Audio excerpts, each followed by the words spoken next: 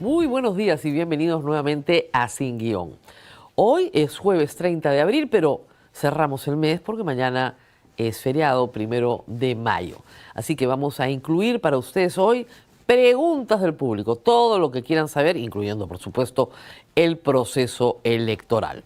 Vamos a hablar de las últimas novedades que tienen que ver con las elecciones, incluyendo la ofensiva de los fraudistas en ciertos canales de televisión donde llaman al golpe de Estado. Vamos a hablar también del proceso acelerado de selección del nuevo jefe de la OMPE conducido por la Junta Nacional de Justicia. Y por supuesto, de los incidentes internacionales que provoca el actual presidente de la República, en esta oportunidad ofendiendo al pueblo judío y provocando la reacción de las embajadas de Israel y de Alemania. Porque vaya que se busca broncas el señor Balcázar. También hay una penosísima denuncia contra un sacerdote de la Iglesia Católica por una conducta inapropiada. Vamos a hablar de todo eso en este programa, pero antes tenemos que hablar de nuestros auspiciadores. Prestamipe, si tienes una propiedad registrada en SUNARP y necesitas liquidez para tu negocio o proyecto, Prestamipe ofrece préstamos con garantía hipotecaria de hasta 2 millones de soles, con tasas personalizadas y plazos de hasta 6 años. Ingresa a prestamipe.com/sin-guión y o escanea el QR y solicita tu préstamo hoy. Prestamipe, confiamos en ti. One Canal, ¿sabías que la mitad de los trabajadores peruanos no llega con su sueldo a fin de mes? Esto genera estrés y deudas informales que afectan directamente la retención y productividad de tu empresa. One Canal permite a tus trabajadores acceder a su sueldo ya trabajado de forma inmediata desde su celular las 24 horas del día, los 7 días de la semana. Se integra con tu sistema de planillas, está registrado ante la SBS y lo mejor es que es gratis para tu empresa. Agenda hoy una cita en onecanalperu.com y descubre cómo transformar el bienestar de tu equipo de trabajo sin costos para tu organización. One Canal, tu adelanto de sueldo. Edipesa. Como la industria no puede detenerse, necesita soluciones reales. En Edipesa encuentras todo lo que necesitas para seguir produciendo. Soluciones para el sector minero, agrícola, construcción, automotriz, energía y carpintería industrial. Un solo proveedor y múltiples líneas de productos a nivel nacional con respaldo, experiencia y compromiso. Edipesa, impulsando la industria a nivel nacional. Muy bien, y vamos primero a las elecciones. Hay más respuestas a las preguntas del Instituto de Estudios Peruanos. Ayer presentamos la primera encuesta post primera vuelta y encontramos que prácticamente Roberto Sánchez y Keiko Fujimori están empatados entrando a la segunda vuelta que se realizará el próximo 7 de junio. Pero se hicieron otras preguntas interesantes y se le preguntó a los encuestados qué pensaban de una hoja de ruta. Este término, acá está la noticia, este término tiene que ver con una frase que se acuñó cuando Ollanta postuló el 2011. El 84% de los encuestados creen que ambas partes, tanto Keiko Fujimori como Roberto Sánchez, tienen que firmar una hoja de ruta. 11% consideran que no es necesario y 5% no saben, no opinan. ¿Qué quiere decir hoja de ruta? Por eso es interesante la pregunta.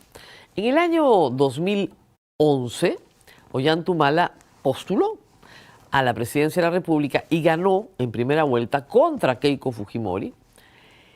Pero el plan de gobierno de Ollanta Humala, la gran transformación, era una versión un poco más larga de lo que es hoy el plan, por ejemplo, del señor Roberto Sánchez.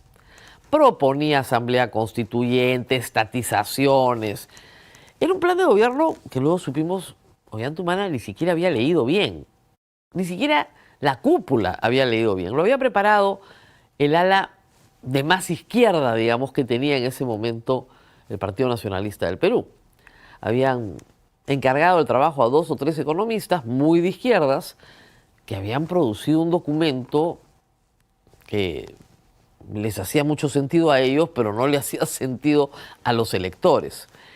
Y ese documento que yo leí mucho y usé mucho estaba plagado de promesas estatistas, es la verdad, que no iban a traer más que un retroceso. Y ustedes recordarán que en el año 2011 el Perú crecía de manera espectacular. Crecíamos, salvo la recesión del 2008, a 6% al año. Entonces, frenar ese crecimiento con ese plan económico llevó a que Ollantaytamala entendiera que era un muy mal plan económico y presentara un documento asesorado y viendo la experiencia de Lula, que había hecho lo mismo en Brasil, un documento que firma luego, ustedes recordarán, en el Paraninfo en San Marcos, en fin, con gran pompa, que se llamó Hoja de Ruta, que era un documento muy corto en el que priorizaba lo que iba a hacer y daba garantías a la propiedad privada, a los contratos y a la inversión extranjera. Eso fue la hoja de ruta. Y por eso, cuando Ollantaytamala llega al poder, el primer gabinete podría haber sido de izquierda, pero rápidamente, para octubre, noviembre, cambió de gabinete porque entendió que ese no era el camino. Él quería un gobierno con redistribución y con programas sociales, y lo tuvo. Pero tuvo ortodoxia económica porque solo tuvo 2 ministros de economía con los que aprendió economía. Lo que le están pidiendo a las dos partes es que definan correctamente cuáles van a ser sus verdaderos planes de gobierno, no lo que han presentado para la primera vuelta. Y hay que decir, la respuesta también involucra a Keiko Fujimori, porque si ustedes revisan el plan de gobierno de Keiko Fujimori, es de una expansión del gasto público que no lo pueden creer. Ya se viene advirtiendo desde el Consejo Fiscal que este Congreso ha endeudado al país por las siguientes generaciones y que vamos camino a un déficit fiscal que va a ser, al final, insostenible, ¿no es cierto?, los supuestos macroeconómicos que tenemos, sobre todo inflación. El Estado sigue gastando lo que no tiene, están, como dicen, reventando la tarjeta de crédito. Eso va a explotar. Y se viene advirtiendo, y se viene advirtiendo, y se viene advirtiendo. Si ambos candidatos tienen programas de expansión del gasto público, tienen que explicar cómo se va a financiar eso. No hay forma de financiarlo. Un acotamiento de sus planes a la realidad del Perú sería más que deseable. Por lo menos 84% de los electores creen eso. Y hay que decir algo que también es cierto. 70% de los electores no ha votado ni por Sánchez ni por Keiko Fujimori. Y quieren una respuesta a sus expectativas. Lo que se les está diciendo a todos, y vamos a hablar sobre eso, es no vendan su voto fácil, no lo regalen. Primero que haya una oferta seria. Y eso es lo que se está pidiendo. Muy bien. Y sobre el Congreso, se le pregunta a los encuestados, IEP pregunta si cree que el Congreso bicameral será igual, mejor o peor que el unicameral. Y acá tenemos la respuesta. 32% cree que va a ser igual. Esa es la mayoría. 29% cree que va a ser mejor. Poca esperanza, ¿no? Y hay otro 29% que cree que será peor. Miren, el diseño no es bueno. El diseño no es bueno. Ese es el problema que tiene ahorita, en este momento, el Senado y la Cámara de Diputados. Porque las funciones del Senado opacan completamente lo que puede hacer la Cámara de Diputados. Entonces, has concentrado en 60 personas lo que antes estaba concentrado en 130. Y ese es el problema. El diseño es malo. No es un buen diseño. De entrada, ustedes podrán decir, con menos partidos van a poder crear coaliciones y bloques. Sí, tal vez. ¿Va a tener el Perú un parlamentarismo que se introduce por la puerta falsa de la Constitución? Probablemente. Probablemente. El Parlamento y sobre todo el Senado va a tener un protagonismo que no ha tenido nunca en la historia del Perú, ni cuando teníamos dos cámaras. Como he explicado en este programa varias veces, el Senado es el que finalmente define la facultad legislativa. Porque en la Constitución del 79, las cámaras tenían facultades simétricas. Las dos tenían iniciativa. Las dos. Y las dos eran revisoras. En esta vez no hay eso. Diputado formula, tiene iniciativa, aprueba, y Senado revisa, aprueba, rechaza o modifica sin límite alguno. Entonces, es el Senado, con 31 senadores, el que va a definir qué cosa es ley y qué cosa no es ley. Y lo que le manden de la Cámara de Diputados lo puede transformar en lo que quiera sin que regrese a la Cámara de Diputados. Sale directamente para ser promulgado. ¿Qué les puedo decir? El diseño es malo. El diseño es malo. Pero es lo que hemos votado. Y es lo que este Congreso ha aprobado. Puede ser peor por el diseño. Puede ser peor. Por la calidad de las personas. Eso tenemos que discutirlo en los próximos días. Porque sí hay cambios importantes. La bancada mayoritaria, la de Fuerza Popular, tiene un 50% de congresistas con experiencia previa. Eso es muy valioso para un Congreso, pero no necesariamente positivo. Vamos a regresar sobre ese tema. Y una noticia que creo que es relevante es la conducta que Jorge Nieto está teniendo respecto a la segunda vuelta. Quisimos tenerlo en el programa esta semana, nos dejó plantados. Bueno, parece que su costumbre es llegar tarde. Pero le han preguntado en otros medios cómo va a votar en segunda vuelta, o cómo cree que debería votar Buen Gobierno, o cómo cree que deberían votar, ¿no es cierto?, los que votaron por él. Es decir, le han preguntado si respalda a Keiko Fujimori o respalda a Roberto Sánchez. ¿Y qué creen? Acá tenemos el titular. Esperaré los resultados oficiales.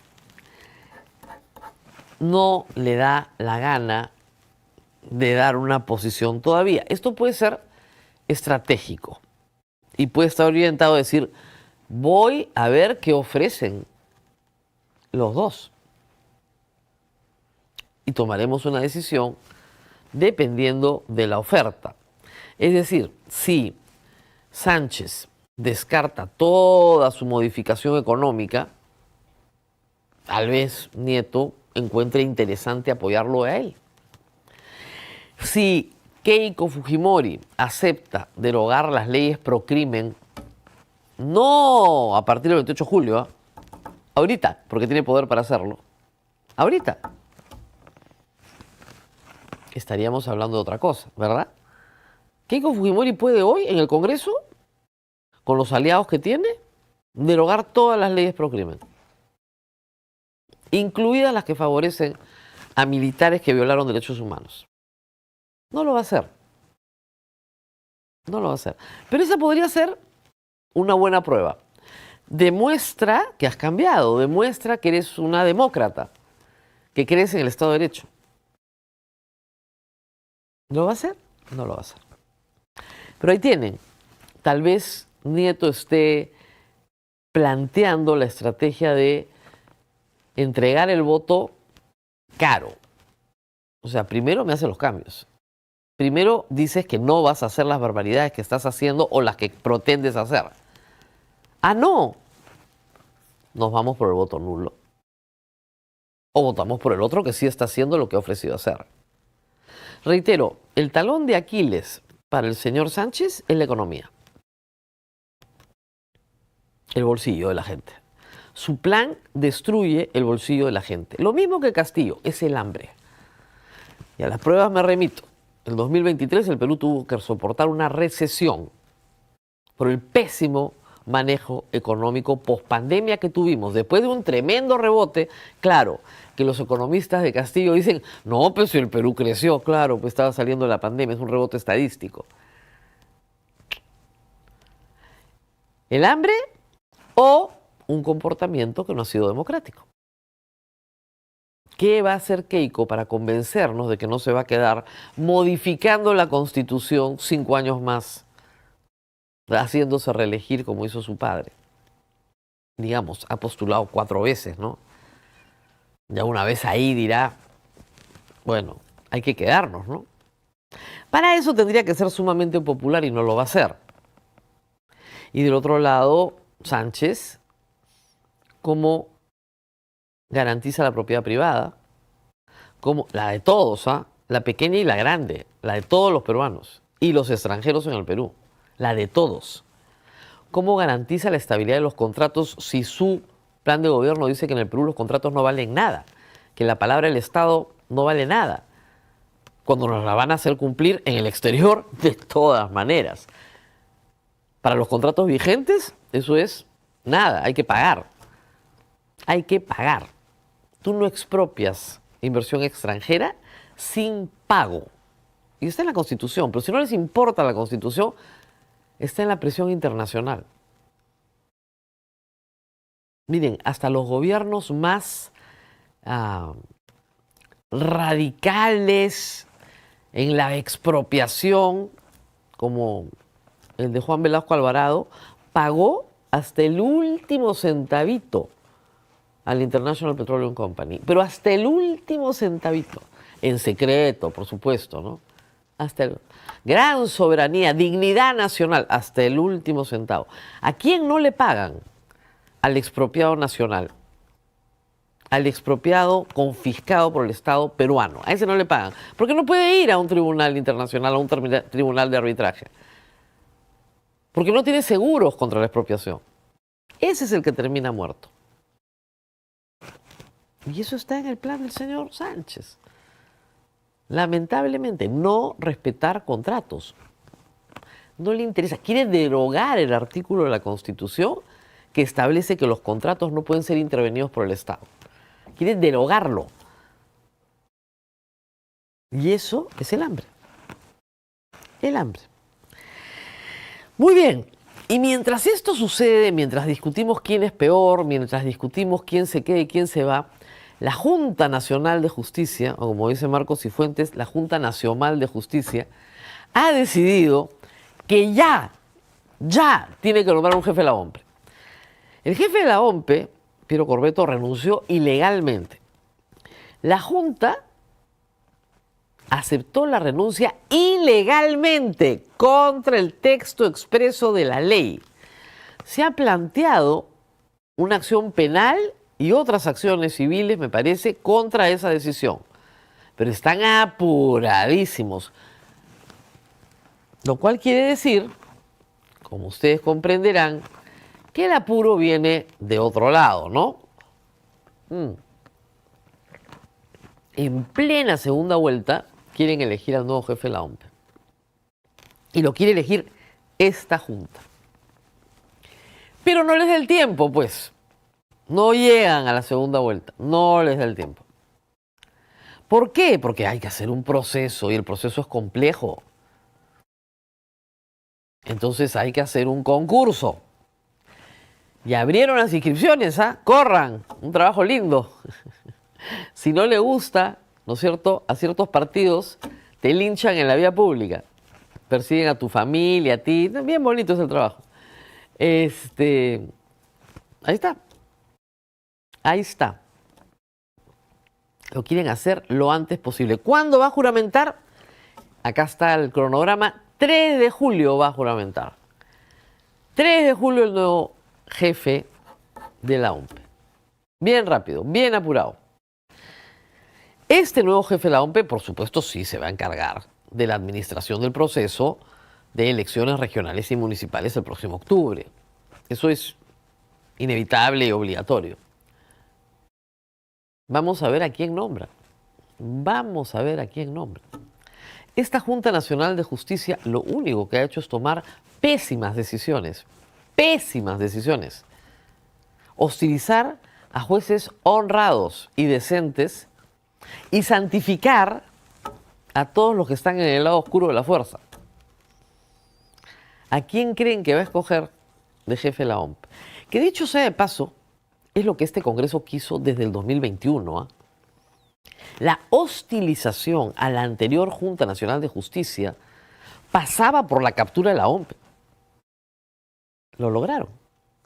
Lo que no han logrado, gracias a Dios, es destruir la primera vuelta. Porque ese es el objetivo y sigue siendo el objetivo. ¿Quieren revisar algo enloquecido? Vean los tweets de Rafael López Aliaga. Es una cosa de locos. Ahora quiere meter preso a Burneo. Claro, Burneo pensó que siendo enemigo de Corbeto, calmaba, por acá tengo el tweet, calmaba a, ¿no?, todos estos que gritan fraude, fraude y fraude. Pero no era tan fácil. Ahora van por él. Y acá lo dice el señor, voy a leer lo publicado esta mañana por el señor López Aliaga. Validar igual, avalar igual, ser cómplices. Estamos atentos a que concreten su fraude, Jurado Nacional de Elecciones y OMP oficial. Ya no hay forma de engañar a la población. Fueron expuestos de la peor manera. Prisión para Burneo y Corbeto. Con copia Fiscalía Perú, Junta Nacional de Justicia, Congreso Perú. Organización criminal Los Malditos de Morrocoy. Esto está publicado por el señor Rafael López Aliaga, que ha perdido la elección. Es el candidato perdedor. Esta es la conducta sediciosa de un candidato que ha llamado a la insurrección, que no le reconoce autoridad al sistema electoral y que tiene operadores en medios marginales gritando golpe de Estado. ¿Cómo es? Golpe de Estado democrático. No hay un golpe de Estado democrático. Eso es un oxímoron. No hay forma. ¿Ok? No le gusta el resultado. Ha sacado sus expertos en la nada. Ahí tienen. Los Malditos de Morrocoy. Este señor es el candidato. Y pone, abajo está Corbeto, pero pone a Balcázar, a Burneo, pone a todos. O sea, todos son los Malditos de Morrocoy. Ahí está. Entonces, ¿qué tienes ahí? Tienes un acto de insurgencia. Porque el señor, reitero, perdió las elecciones. No ganó. No hay ningún fraude. Sus pruebas del fraude son un disparate. Prueba del fraude. Las mesas 900 no votan por Rafael López Aliaga. Caramba. Son mesas especiales. No son mesas especiales. Son mesas ubicadas, lo hemos explicado muchísimas veces, en centros poblados menores. ¿Ok? Rurales. Donde Sánchez tiene y Keiko Fujimori tiene más votación que Rafael López Aliaga. Nadie le ha robado nada. El señor Renzo Reyardo, que hace ahora de alcalde de Lima, encargado, ha salido a decir que él no ha violado la neutralidad electoral porque está defendiendo a los vecinos de Lima. ¿Qué cosa es? ¿Defensor del pueblo? ¿Es defensor del voto? Ha violado la neutralidad electoral. Y ojalá que el Jurado Nacional de Elecciones le aplique la sanción correspondiente, utilizando la infraestructura de la municipalidad. No hay ningún limeño que haya querido votar y que se lo hayan impedido las fuerzas del mal. No hay 1,5 millones de limeños que no hayan podido votar. Hay un ausentismo voluntario. Si tú no vas a votar porque tú no puedes o no quieres ir a votar, ahí no hay fraude. El ausentismo se da en todas las elecciones. en todas las circunscripciones del país. Estamos ahorita en un ausentismo del 25%, menor al 30% de la pandemia. Pero en el estándar de las elecciones del referéndum 2018 o las complementarias que tuvimos para, no se llaman complementarias, para nuevo Congreso el 2020. En el estándar hay mucha migración en el Perú, no sé si habrán enterado, ¿no? Entonces, ¿de qué estamos hablando? Contratan unos criptoanalistas que son cualquier cosa para decir cualquier disparate. Las actas están publicadas. Todos ustedes se las pueden bajar a su computadora si tienen tiempo y ganas. Pueden bajarse las 92.000 actas y sumar manualmente si les provoca. Y van a verificar exactamente lo mismo que tiene la OMPE, exactamente igual. El señor López Aliaga perdió la elección. Ha amenazado al presidente del Jurado Nacional de Elecciones primero con sodomizarlo. Luego quería una elección para este domingo y su abogado se lo pidió a la misión de observación que en repetidas ocasiones ha dicho que no ha encontrado nada que denote una intención dolosa de afectar la voluntad popular en este proceso. Nada. Y siguen repitiendo y bueno, claro, no tienen nada que hacer. Siguen repitiendo y sacan gente a promover golpes de Estado, a promover actos de sedición, que es lo mismo, ojo, por lo que está condenado Pedro Castillo, ¿eh? Pedro Castillo trató de cerrar el Congreso, ¿no es cierto? Intentó tomar todo el poder para sí mismo, no tuvo efectividad. Esa conspiración ha sido condenada y por eso está presa. La conspiración para cometer sedición también es un delito en el Código Penal. Parece que nadie se los dice. Parece que nadie se los dice. Es una cosa triste, pero cierta. Y algo más sobre la OMPE. El fiscal que han encargado ahora, el fiscal Avia, que ahora se va a encargar del caso de la corrupción en la OMPE, porque es un caso de colusión, ¿ah? Nada más. Es el mismo fiscal que allanó la casa, o mandó a allanar la casa, de Pedro Salinas de madrugada. Es ese tipo de fiscal, por si acaso. Y tiene más de esas. Le archivó el caso a Chávarri en su beneficio, luego que Chávarri entrara a sacar cajas de una oficina lacrada. Ese es el fiscal que va a investigar al señor Corbeto. Ese es el fiscal que en el allanamiento a su casa descubre otro pasaporte y se lo filtra a un canal de televisión para que, bajo ese argumento, se entienda que se ha pedido impedimento de salida del país. Se ha pedido. Ayer me pusieron un último minuto que no estaba bien. Se ha pedido. Todavía no se ha otorgado. ¿Ustedes saben qué cosa es ese otro pasaporte? El pasaporte vencido. Parece ser que hay algunos periodistas que nunca han viajado, no es su culpa, pero deberían aprender un poquito. Y parece ser que en la fiscalía jamás viajan y no tienen la menor idea de cómo se maneja uno en pasaportes. Muchos países del mundo te exigen tener un pasaporte nuevo que tenga por lo menos 6 meses de vigencia para entrar al país. Entonces tú, que tienes tu pasaporte vigente, tramitas con la debida anticipación uno nuevo para que ese tenga 6 meses de vigencia siempre. Las personas ordenadas, que somos varios en el Perú, hacemos eso. Desde un año antes de que venza, comienzas a ver la cita, cuándo vas a sacar, para no quedarte sin tu pasaporte con una vigencia de 6 meses, que es lo que te pide la mayoría de países para entrar.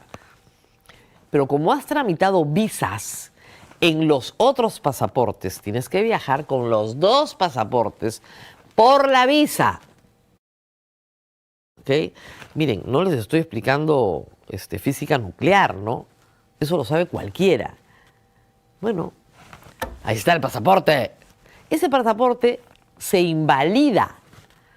Cuando sacas uno nuevo, el anterior se invalida. Para lo único que sirve es para mostrar una visa a determinado país al cual tú quieres ir. Nada más. Lo que le han encontrado no tiene valor legal. Miren, es penoso, ¿no? Es penoso, ya da vergüenza ajena. Lo que hemos tenido acá es el linchamiento mediático del jefe del organismo electoral durante el recuento de votos porque a uno de los candidatos perdedores no le gustaba. Y porque a la candidata ganadora tampoco, pero se la tenía jurada desde el 2021. Y yo estoy segura que le tendieron la camita bien tendida al interior de la OMP, en niveles de abajo. Porque nadie puede explicar cómo la OMP puede poner todo el material electoral en un despliegue nacional, en lugares donde llegas a pie a 3 horas de la última carretera y no pueden poner el material electoral al lado del almacén del Urín. Al lado. Eso es un montaje para efectivamente perjudicar a Corvetto. Ya sabían de que se podía corregir muy rápido, pero tenías unas horas para hacer un escándalo. Un escándalo que inicia en Twitter a las 9 de la mañana, López Aliaga, gritando fraude.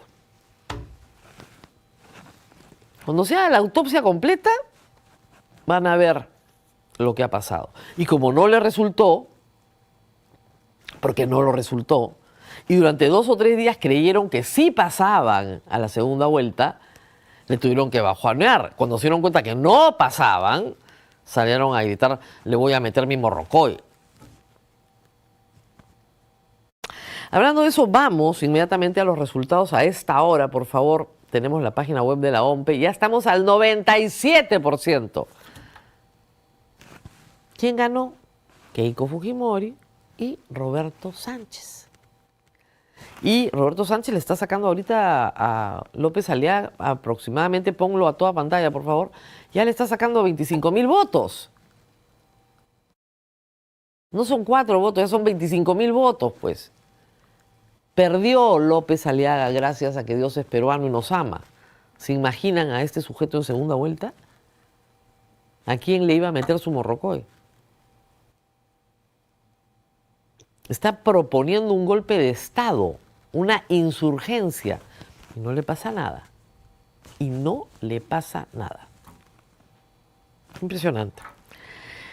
Muy bien, así termina hoy nuestro primer bloque. Vamos a una pausa y regresamos para hablar de nuestro presidente. Nos va a terminar llevando una guerra. Es impresionante las barbaridades que puede decir. Pausa y volvemos. ¿Sabías que puedes encontrar todo en Edipesa y producir en todo el Perú? Te cuento 5 fijas para arrancar el año con Edipesa. Fija 1. Edipesa cuenta con 33 sedes a nivel nacional y 46 años en el mercado, brindando soporte técnico, disponibilidad inmediata y soluciones industriales confiables en todo el país. Fija 2. Para proyectos de construcción, Edipesa ofrece retroexcavadoras, apisonadoras, mezcladoras y mucho más, diseñados de alto rendimiento para tu proyecto. Fija 3. Para el sector minero, Edipesa ofrece grupos electrógenos, compresores, torres de iluminación y equipos para operación 24/7. Fija 4. Para el sector agro, motobombas para riego, motocultores, soluciones de bombeo y mucho más para operación en zonas rurales. Fija 5. Edipesa cuenta con convenios estratégicos con marcas líderes a nivel mundial, garantizando calidad en cada equipo. Así que ya sabes, Edipesa es sinónimo de maquinaria y soluciones para los grandes proyectos del país. Bueno, nuestro presidente holograma, de nuevo, al cual se le han revelado los ministros, le han comprado aviones F-16 y él se opone. Es increíble. Y ahí sigue sentado. Muy bien. Sirve, bueno, para atender asuntos protocolares, de relaciones públicas. Inauguraciones, eventos, ¿no? Y se estaba celebrando un aniversario más de la Cámara de Comercio de Lima, entonces el señor Balcázar fue para saludar a los miembros de la Cámara de Comercio de Lima. Para esas funciones, miren, no hay problema, ¿no? Total, es inofensivo. No importa lo que diga. Nadie lo va a censurar. Se han olvidado de la moción de censura. Se han olvidado, pero por completo. Porque es penoso, pues, tener un quinto presidente, ¿no? Pero todos sabemos que no gobierna. Una decisión tan importante como la compra de material, que reitero, de repente era muy necesaria y de repente la oferta era buenísima. Y todos los expertos nos dicen que nos están cobrando por 24 lo que nos iban a cobrar por 12. Todo bien, ¿no? Lo que está mal es que el presidente de la República no sirva para nada. Para nada. Bueno, entonces dijeron, bueno, sirva para algo, que vaya a darle unas palabras a los miembros de la Cámara de Comercio. Y comenzó a hablar. Ay, Diosito lindo.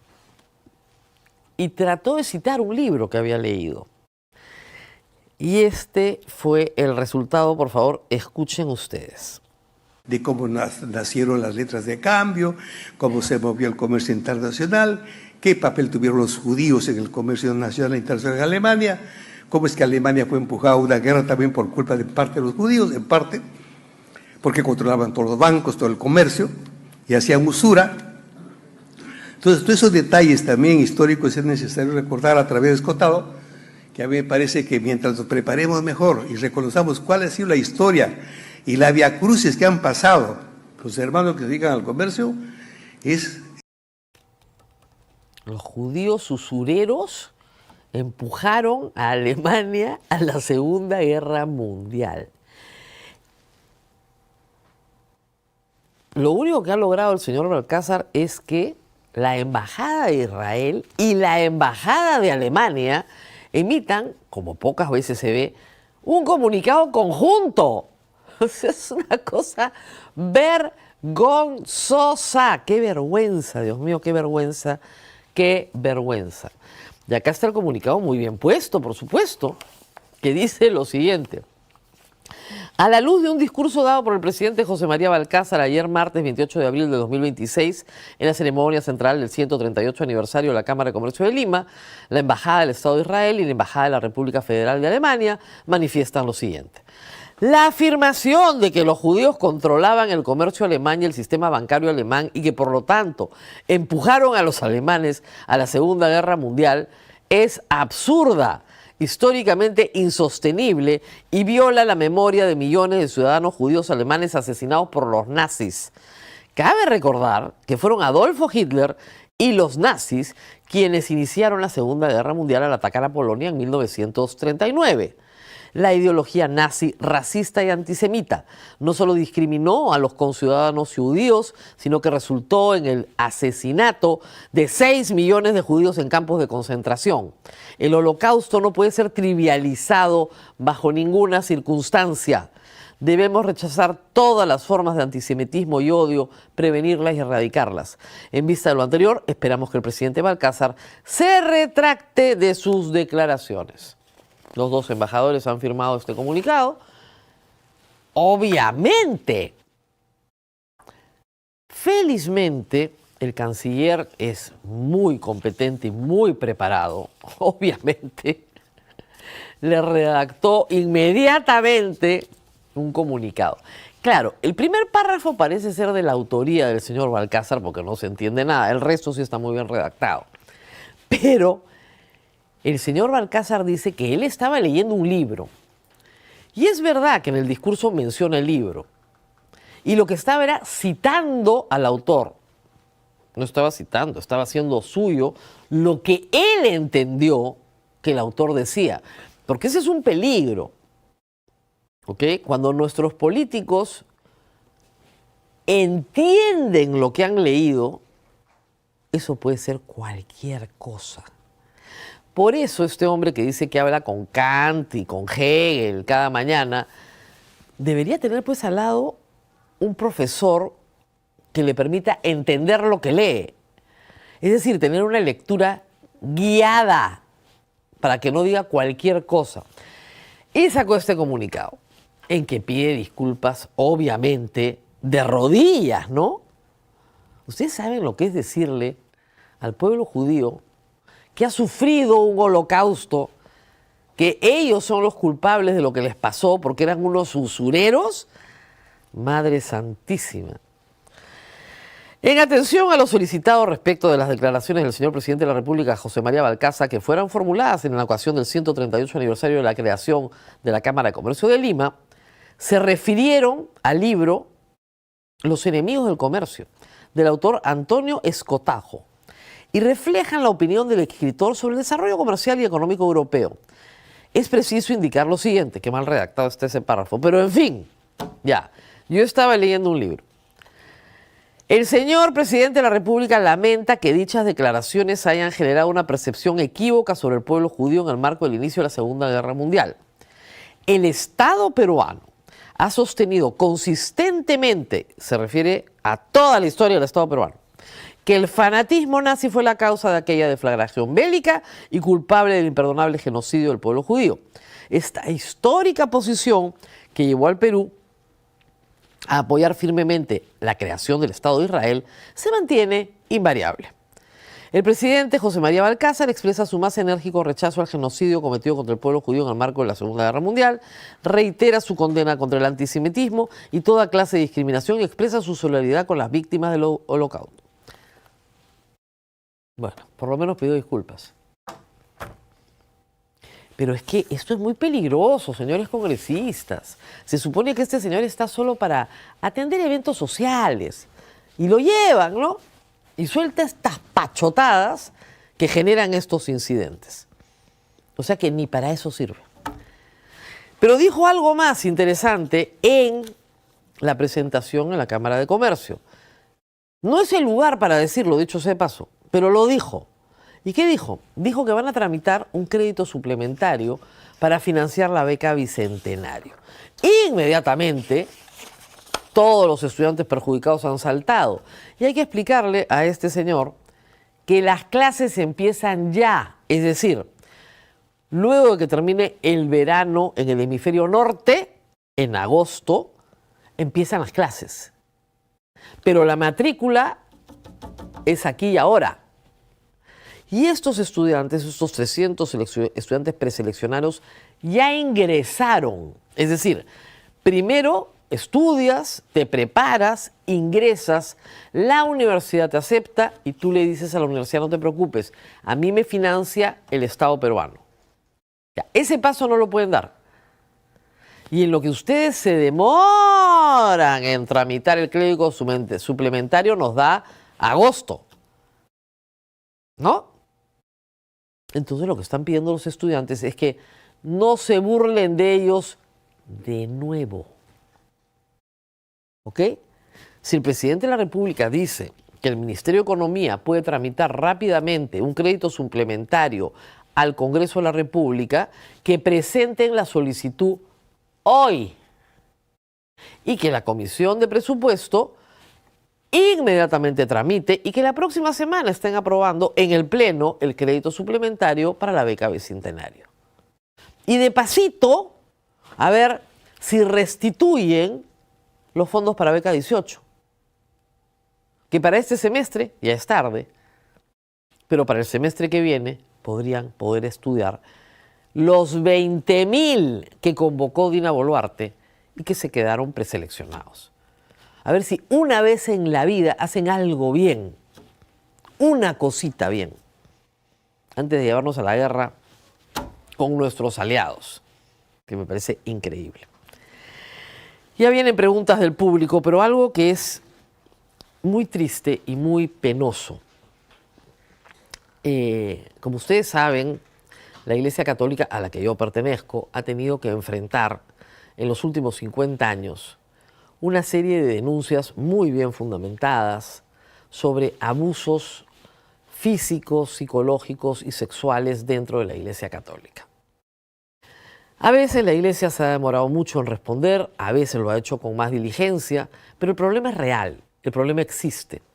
Y el problema se deriva de una relación de poder, es decir, un sacerdote, una institución religiosa que tiene poder, que tiene ascendencia sobre una persona vulnerable, puede abusar de esa posición de poder. El nuevo caso que se conoce para mí es de verdad muy, muy triste, porque se trata de un sacerdote muy conocido, muy popular, muy querido, con una obra magnífica, porque se trata al final del día de 500 personas que reciben todos los días techo, comida, prestaciones de salud, educación. Y me refiero al padre Omar Sánchez del Hogar de las Bienaventuranzas. El padre Omar Sánchez es un sacerdote diocesano formado con los franciscanos capuchinos, pero no es franciscano capuchino, es diocesano y está incardinado dentro de la diócesis de Lurín.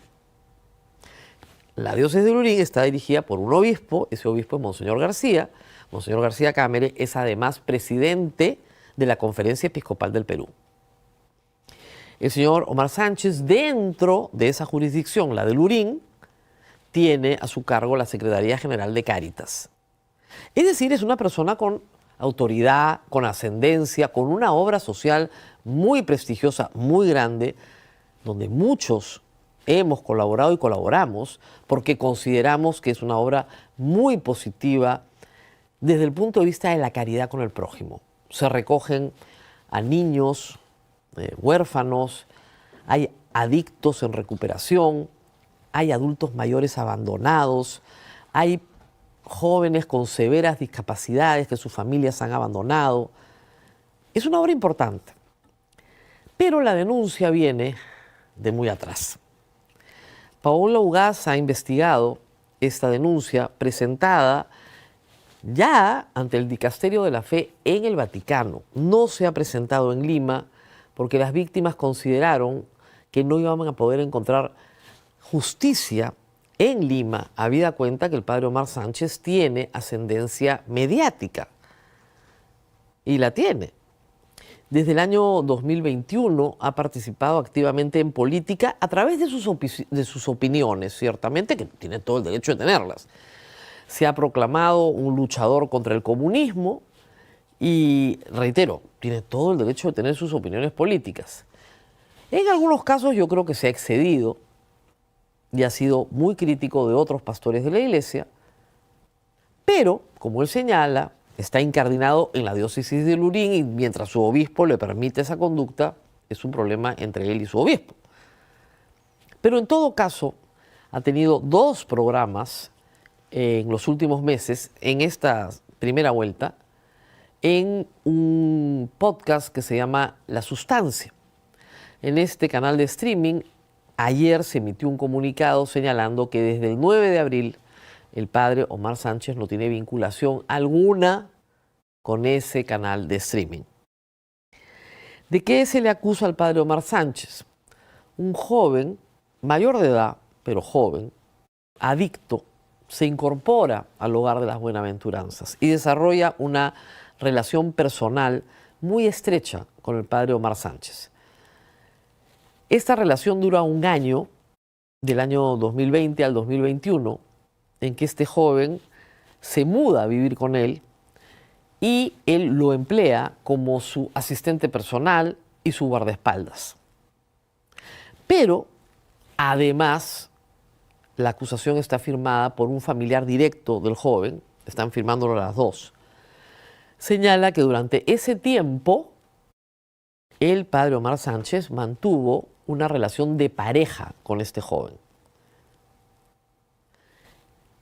La denuncia tiene chats, tiene fotografías que no han sido publicadas. Se ha publicado una, obviamente con el rostro tapado, donde este joven se vestía de sacerdote por indicación, según él, del padre Omar Sánchez. Pero hay fotografías, yo les diría,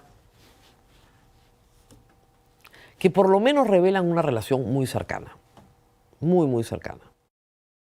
Y probablemente, diría yo, inapropiada para un sacerdote. Este era un joven vulnerable, adicto, que recae en la adicción de la droga, según el familiar, porque el padre Sánchez lo induce a esa recaída. Y luego es retirado de la vida del padre Omar Sánchez por sus familiares y es sacado del Perú. Los hechos ocurren, reitero, entre principios del 2020, fines del 2019 y se proyectan hasta el 2021. La denuncia es presentada en el 2023 y Epicentro y Paolo Ugaz la tienen desde junio del año pasado porque han tenido acceso a través de los denunciantes. No a través del Vaticano, a través de los denunciantes. Y lo que quieren los denunciantes en este momento es advertir que hay otras personas vulnerables que están bajo la custodia, administración, vigilancia del padre Omar Sánchez. Y eso es lo que les preocupa. Entre las pruebas de la cercanía de esta familia, que es una familia con recursos, se exhiben en el documento que ha presentado Epicentro, un reportaje muy completo, fotografías, por ejemplo, de unas cajas fuertes. Esta familia, enterada de que el padre Omar Sánchez maneja cantidades importantes de dinero en efectivo, le regaló unas cajas fuertes antiguas que eran de la familia. Y hay fotografías de estas cajas fuertes. Lo que indica que efectivamente esta es una asociación que maneja ingentes cantidades de dinero en efectivo. Y como se trata de una organización que es parte de la Iglesia Católica, de una organización que está bajo la vigilancia del obispo de Lurín, bueno, todo el mundo ha levantado un poquito la ceja para preguntar por la rendición de cuentas también. Es un asunto sumamente delicado, reitero, porque hay una víctima. A las víctimas siempre hay que darles el beneficio de la duda, siempre. Si está planteando esto es porque algo hay que examinar.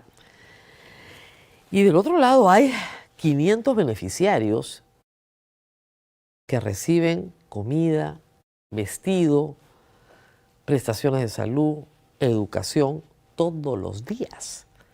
Y que si no fueran acogidos en esta asociación, no habría quien los acoja.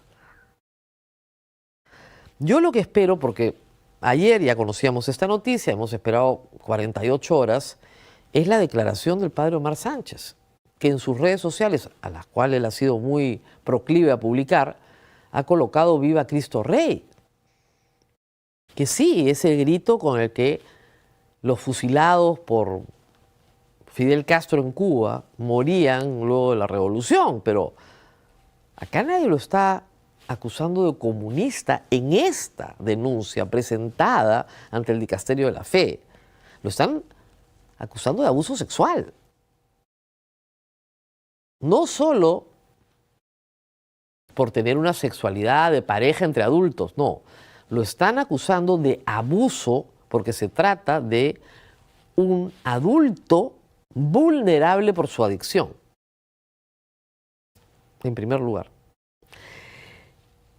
Y luego tienes a la diócesis de Lurín. El obispo de Lurín algo nos tiene que decir a todos los fieles. Algo nos tiene que decir. Y no han dicho una palabra. Creo que la iglesia en estas cosas tiene que ser transparente. Si el obispo de Lurín considera que esta es una imputación infundada, si el señor Omar Sánchez dice que esto es falso, que es una infamia, tienen que decirlo.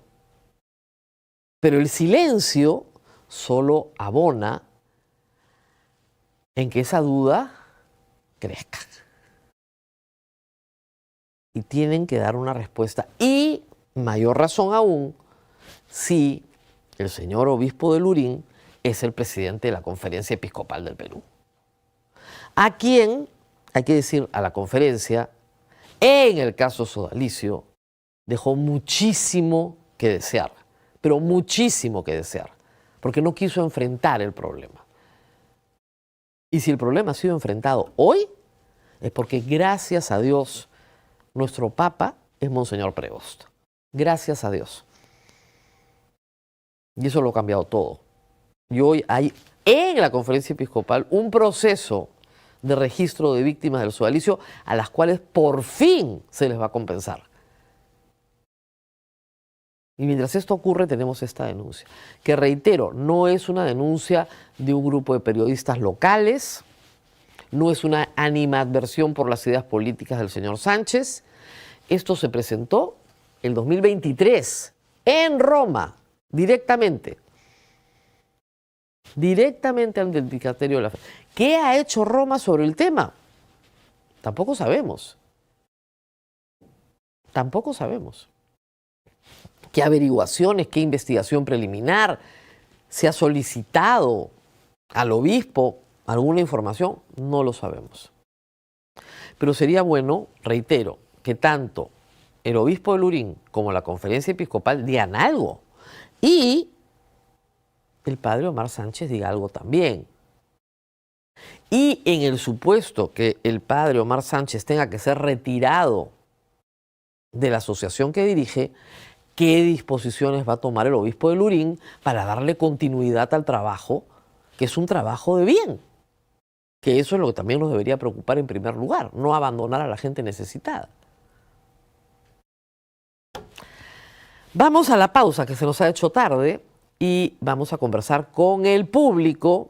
Tienen todas sus preguntas a la mano porque ya mañana no nos vamos a ver, ¿eh? Mañana es el día de trabajo y lo celebramos descansando. Pausa y regresamos.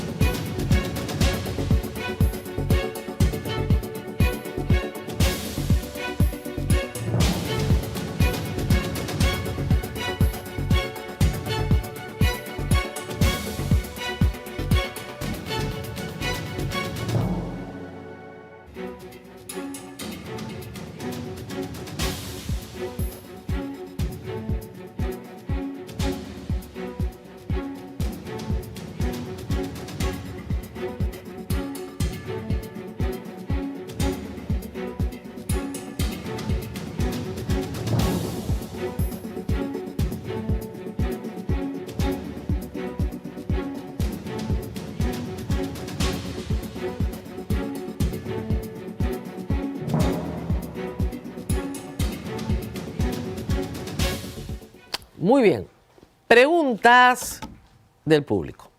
Vamos a ver qué les preocupa y llegaron instantáneamente. José Francisco nos pregunta, buenos días, sobre el voto rural, ¿cómo hacen para tener un voto en bloque?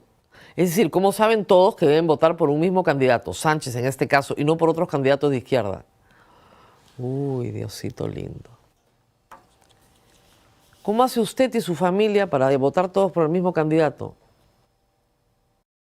Hablan, pues. De verdad, o sea, hay preguntas que a mí me asustan. Porque es una pregunta que revela un tonito de discriminación bien feo, bien limeñito, ¿no? La gente en el medio rural no piensa. Entonces, claro, todos votan igual, eso es trafa. Ahí hay fraude, no pueden votar todos igual. Al contrario. A ver, vamos a hablarle un poquito del mundo rural. El mundo rural es un mundo bastante más conservador que el mundo citadino. ¿Ok? Bastante más conservador.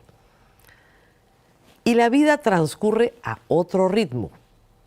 Las decisiones son más pensadas, más reposadas. Los cambios en el mundo rural normalmente los trae la naturaleza, la sequía, la helada, la lluvia, el huaico. Entonces, los cambios violentos no son bien recibidos. Lo que tú quieres es un sistema que funcione bien y que además tú percibas que te va a traer algún nivel de prosperidad. Pero además, el mundo rural se identificó positivamente con Pedro Castillo. Y el representante de Pedro Castillo en esta elección, por decisión de Pedro Castillo, ha sido el señor Sánchez. En el mundo rural también tienen esto. Les juro, ven YouTube, ven este programa. Y la gente se mueve mayoritariamente por un candidato que les parece el mejor, porque es su derecho. Es como si yo le dijera, ¿y por qué hay mesas en Miraflores donde mayoritariamente votan por Rafael López Aliaga después del alcalde espantoso que han tenido los miraflorinos de Renovación Popular? Bueno, porque la gente toma sus decisiones sin consultárselas a usted, ni a mí. Siguiente, por favor. Muy bien, doctora, ¿cómo López Aliaga puede ser percibido de derecha? Se ha hecho todo en contra de la inversión privada. Eso es lo que yo me mato diciendo, pero nadie me hace caso. Y los peajes terminaron devueltos al Estado por su culpa. Termina siendo estatización, pero claro, a ver, un funcionario público que no respeta la propiedad privada y la confisca, no es pues un funcionario público de derechas. La Municipalidad de Lima tiene hasta el día de hoy propiedades confiscadas y no pagadas. No es que no se pueda expropiar por utilidad pública, por supuesto la Constitución lo permite, con previo pago de justiprecio en efectivo y ley de expropiación. Y si no te quieres ir por la vía de la ley, te tienes que ir por la vía de la negociación. Pero tú no le puedes pasar a un colegio que es propietario de su terreno un tractor por encima sin pagarle la tierra. Ya, eso es Rafael López Aliaga. Que es lo mismo que puede proponer Roberto Sánchez, ¿ah? Igualito. Tú no puedes decirle a un concesionario del Estado, tu contrato es corrupto. Oiga, señor, pero ¿en qué juicio me han condenado por corrupción? A mí qué me importa. Tu contrato es corrupto, te largas. Y consigo un par de habeas corpus y consigo un tribunal constitucional ad hoc para votarte. Y le digo a la gente, yo he hecho que no paguen peaje. Y la gente populistamente vota porque ya no pagamos peaje. Sí, claro, y has destrozado la vía. Y no solamente has destrozado la vía, sino que va a haber que pagarle al concesionario millones en compensación, pero millones de millones de millones, que no van a pagar los limeños solamente porque los paga el Tesoro Público, los paga todo el Perú. ¿Eso es de derecha? De derecha soy yo. Eso no es de derecha. Ese señor es un monstruo. Para el capitalismo, un monstruo. Porque destruye propiedad privada, destruye contratación. Ojo, sobre la contratación privada, lo mismo dice Sánchez en su programa de gobierno, ¿eh? Igualito. No hay contratos. No hay contratos. Así de simple, la estabilidad de los contratos desaparece. Siguiente, por favor. Buenos días, doctora. ¿Una hoja de ruta usted cree que Keiko lo va a cumplir si en el 2021 dijo que no se metería con SUNEDU y firmó su documento y lo primero que hizo es desmantelar la SUNEDU? Es bien difícil creerles. Es bien difícil creerles. Pero por lo menos ahí está el compromiso y por lo menos hoy podemos recordar esto. Podemos recordar que Keiko Fujimori se comprometió a no tocar SUNEDU y su bancada destruyó SUNEDU de la mano de Renovación Popular. No se olviden, Edra Medina, que no ha sido reelecto, gracias a Dios. Ese fue el que desmanteló SUNEDU para entregársela a los rectores, sobre todo de universidades públicas de poca calidad, para no ser fiscalizados, para no cumplir con estándares de calidad. Porque claro, todo lo que sea mérito es destruido. Es destruido. Increíble. Siguiente, por favor. Buen día. Si las estadísticas nos indican que el 70% de electores no hemos votado ni por Keiko ni por Sánchez, ¿cómo se explica que estos dos señores sean nuestras únicas opciones para elegir?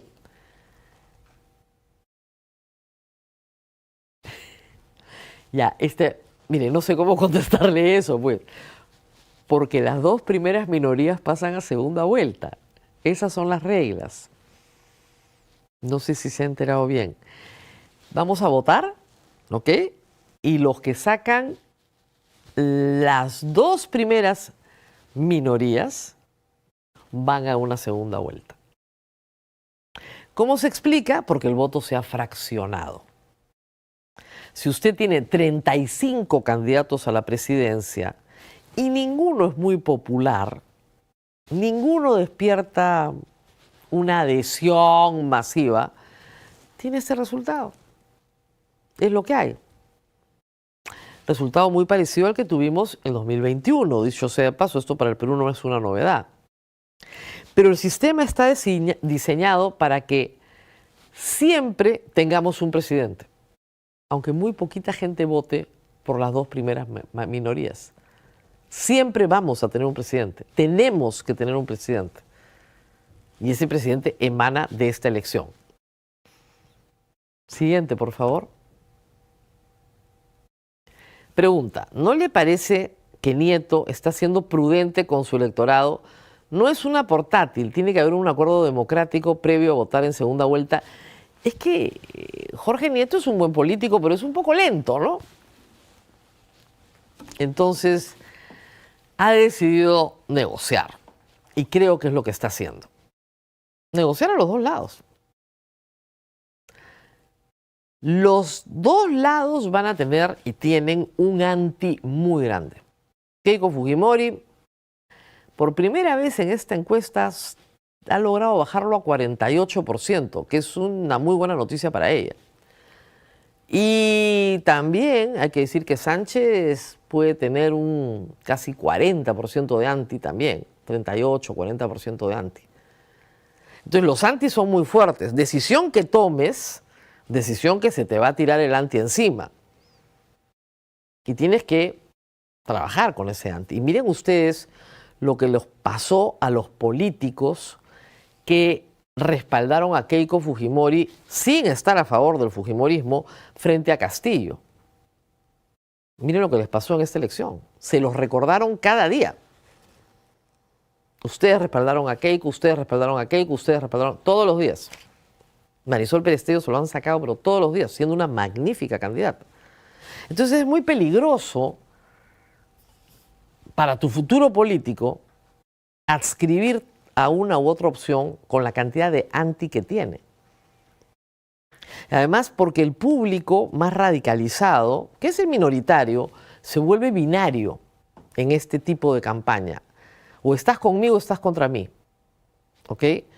A mí cuántas veces me dicen izquierdista en redes sociales. Porque yo jamás he hecho campaña por Keiko Fujimori.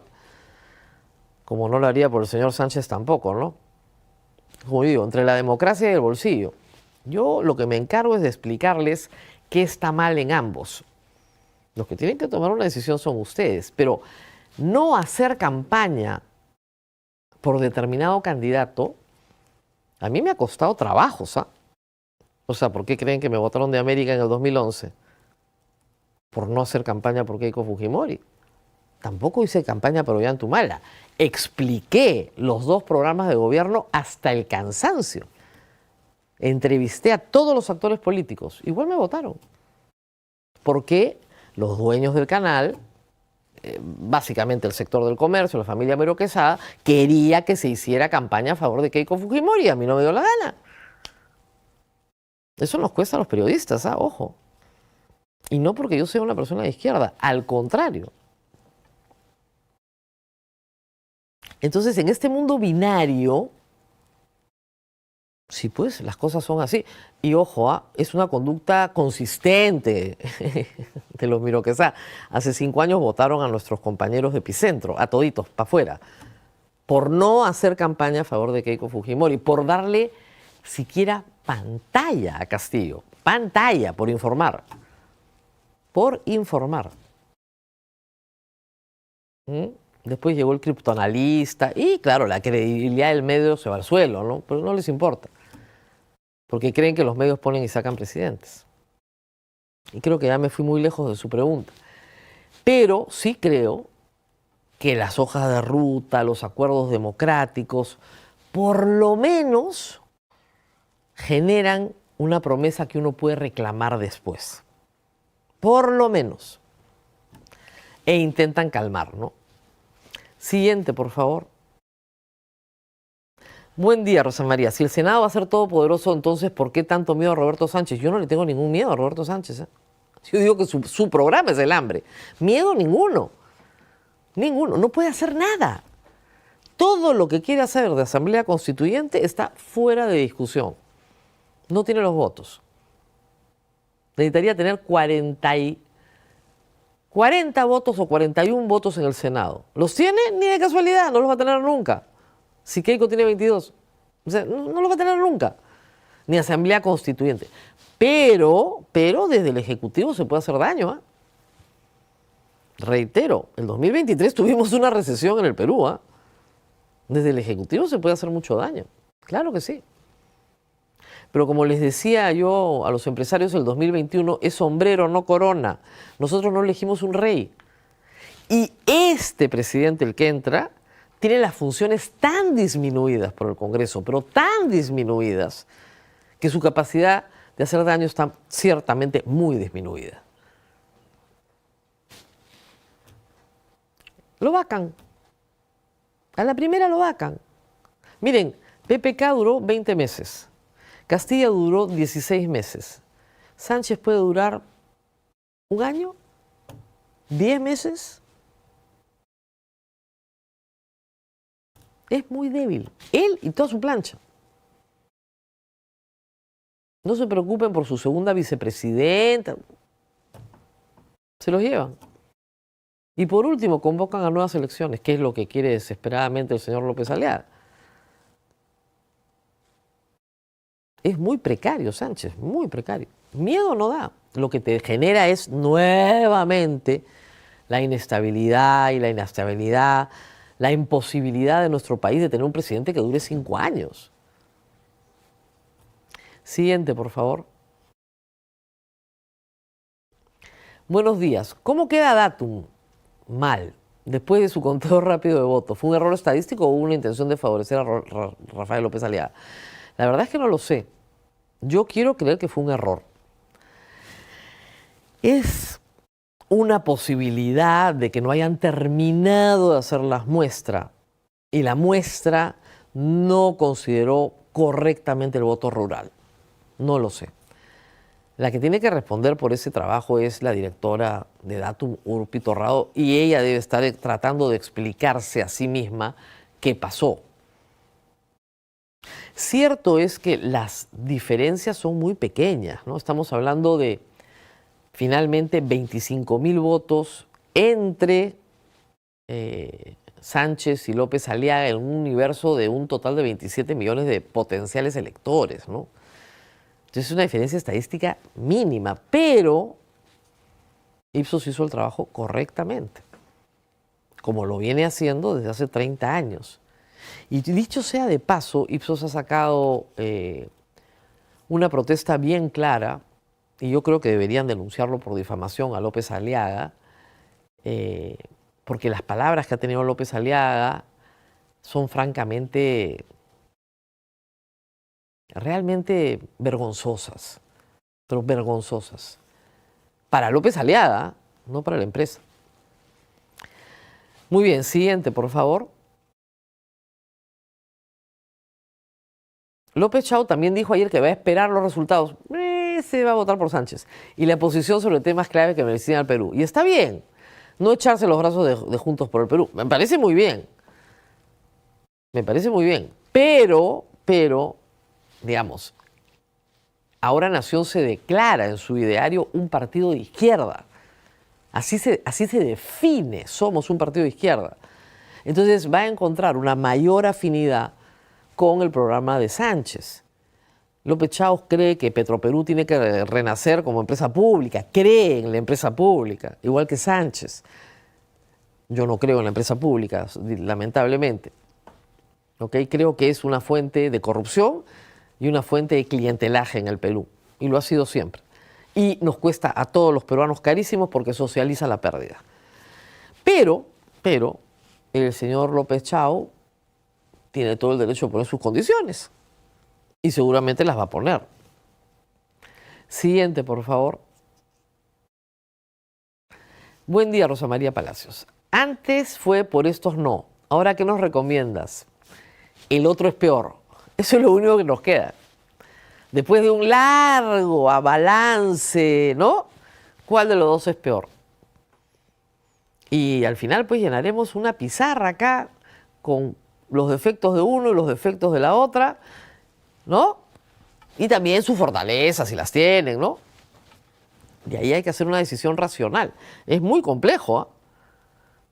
Porque vaya que los dos tienen tremendas mochilas, tanto en programa como en carácter.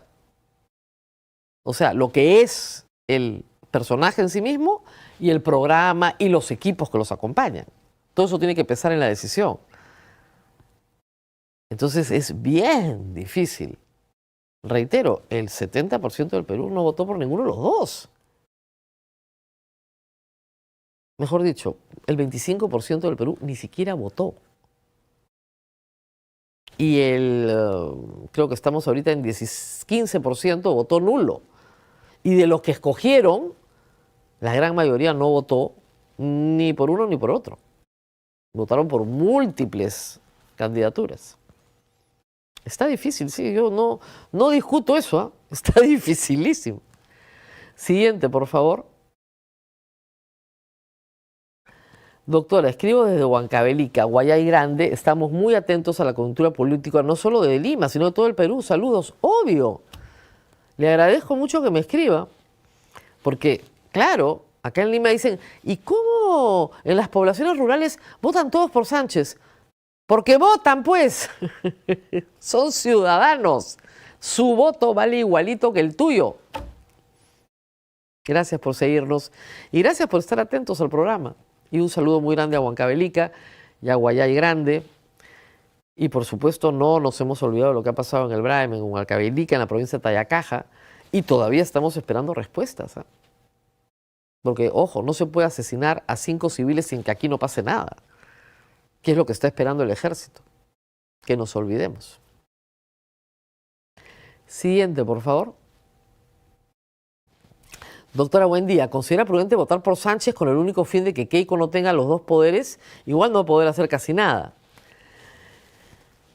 Ese es un argumento a favor de votar por Sánchez. Es decir, le estamos dando demasiado poder a Keiko Fujimori porque con 22 senadores va a tener, y 8 de Renovación Popular, va a tener el control del legislativo. Es mucho. Es un argumento. Pero por el otro lado, si votas por Sánchez y sabes que va a durar un año o menos, te estás yendo por la inestabilidad. Una porque no la mueves y otro porque es muy frágil. Y en los dos hay razón. Para cada argumento acá en esta elección hay un contraargumento. Siguiente, por favor. Doctora, buenos días. ¿Es legal que las Fuerzas Armadas patrullen de civil en zonas de emergencia? No. O sea, a ver, las Fuerzas Armadas y policiales tienen términos de enfrentamiento, ¿ok? Y el uniforme se utiliza justamente para eso, para que puedas identificar. Las Fuerzas Armadas no son una guerrilla, son las Fuerzas Armadas. Efectivamente, hay policía de civil cuando está haciendo trabajo de inteligencia, cuando está haciendo un trabajo en el cual su presencia no tiene que ser notada. Pero si estás yendo a patrullar, tu presencia tiene que ser notada, porque si no terminas disparándole a civiles, inocentes, que no tienen armas, ni droga, ni nada. Y ellos pensaron, lógicamente, que eran ladrones, porque es una zona donde hay mucho robo. Y donde se ha reportado que patrullas del ejército perfectamente pueden robar cocaína. Siguiente, por favor. ¿Es ilegal la renuncia a Corbeto? Sí. ¿No es ilegal la convocatoria? Bueno, No, porque la ley establece efectivamente que si el cargo de jefe de la OMPE está vacante, la Junta Nacional de Justicia tiene que convocar al concurso correspondiente para poderlo nombrar. Eso es facultad de la Junta Nacional de Justicia. O sea, la convocatoria no es ilegal, pero sí es ilegal aceptar la renuncia. Y lo que pretende hacer la Junta Nacional de Justicia es imponernos un hecho consumado, con lo cual el artículo 10 de la ley orgánica de la OMPE queda de facto abrogado. De facto. ¿Eso es Estado de Derecho en serio? Eso no es Estado de Derecho. Se han sentado en la ley. Y salvo que alguien plantee una acción y que el sistema de justicia se pronuncie, nos van a imputar el hecho consumado. Ya está. Listo. Vamos a ver qué dice el sistema de justicia. Hay una acción presentada. La doctora Sandra Castro ha presentado una acción de naturaleza penal, pero no sé si ha presentado un amparo también. Siguiente, por favor. Simaya RMP, ¿cuándo va a empezar a decir la otra es peor o el otro es peor? Yo no lo tengo claro. Para mí son dos pésimas opciones. Discúlpenme, con todo respeto por los que han votado por ellos, ¿no? Se respetan siempre las personas. Las ideas no, pero las personas sí. Y para mí es fatal la decisión, como lo fue en el año 2021, donde les dije Castillo es el hambre 25 veces, ya ustedes decidieron, pero que la otra no tenía valores democráticos ni de casualidad. Y miren, las dos cosas se cumplieron. Tuvimos un Congreso sin respeto por la democracia, sin respeto por el Estado de Derecho, con un pacto de facto de gobierno, y al otro lado tuvimos una recesión. Siguiente, por favor. ¿Qué diferencia hay entre una asamblea constituyente y los que han hecho en el Congreso en sus últimos años cambiando leyes y la Constitución? Me dicen que ya esta es la última pregunta. Miren, una asamblea constituyente se constituye con el único propósito de aprobar una Constitución, que es el clásico modelo de la Constituyente 1979. A diferencia, el Congreso Constituyente tiene las dos facultades. Por un lado es Congreso y por otro lado está elaborando una Constitución. Esa fue la situación de 1993. Pero los congresos, que son poder constituido, siempre tienen el poder constituyente porque el Congreso puede reformar la Constitución. En nuestra Constitución del 93, la única forma de reformar la Constitución totalmente o parcialmente es a través del propio Congreso. El Congreso en nuestra Constitución es poder constituido y poder constituyente. No sé si se entendió. ¿Ok? Cuando tú separas las dos funciones, el Congreso solo es poder constituido y la Asamblea Constituyente es poder constituyente. El poder constituyente emana directamente del pueblo. Y el poder constituido también, pero es la expresión de esa voluntad del poder constituyente, tener un Congreso, para que cree balance de poder. Muy bien, espero no haberlos mareado. Hemos terminado por hoy. Mañana es el Día del Trabajo. Espero que descansen muchísimo y celebren el Día del Trabajo descansando como yo. Nosotros vamos a regresar el día lunes, pero antes tenemos algunos anuncios de nuestros auspiciadores. Prestamipe, si tienes una propiedad registrada en SUNARP y necesitas liquidez para tu negocio o proyectos, Prestamipe ofrece préstamos con garantía hipotecaria de hasta 2 millones de soles con tasas personalizadas y plazos de hasta 6 años. Ingresa a prestamipe.com/sin-guión y o escanea el QR y solicita tu préstamo hoy. Prestamipe, confiamos en ti. One Canal, ¿sabías que la mitad de los trabajadores peruanos no llega con su sueldo a fin de mes? Esto genera estrés y deudas. informales que afectan directamente la retención y productividad de tu empresa. One Canal permite que a tus trabajadores acceder a su sueldo ya trabajado de forma inmediata desde su celular las 24 horas del día, los 7 días de la semana. Se integra con tu sistema de planillas, está registrado ante la SBS y lo mejor es que es gratis para tu empresa. Agenda hoy una cita en onecanalperu.com y descubre cómo transformar el bienestar de tu equipo de trabajo sin costos para tu organización. One Canal, tu adelanto de sueldo. Edipesa, como la industria no puede detenerse, necesita soluciones reales.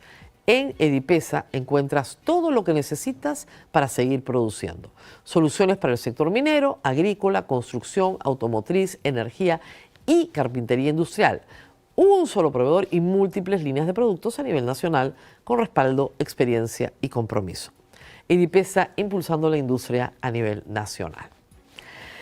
Muy bien, nos despedimos con 3 pedidos. Primero nos dan un like. Mi producción quiere sus likes porque dice que así mejora nuestra interacción. 2, por favor compartan el programa. Acá se discuten muchas cosas que la gente no sabe y si ustedes lo comparten ayuda a llegar mucho más lejos. Y finalmente suscríbanse a La República. Tenemos miles de visualizaciones de estos programas, miles, pero muchas veces nuestros televidentes a través de sus dispositivos no están suscritos. Si usted se suscribe y aprieta la campanita va a ser notificado cada vez que hacemos un material que sea de su interés. Nos vemos nuevamente el próximo lunes. Disfruten el fin de semana largo.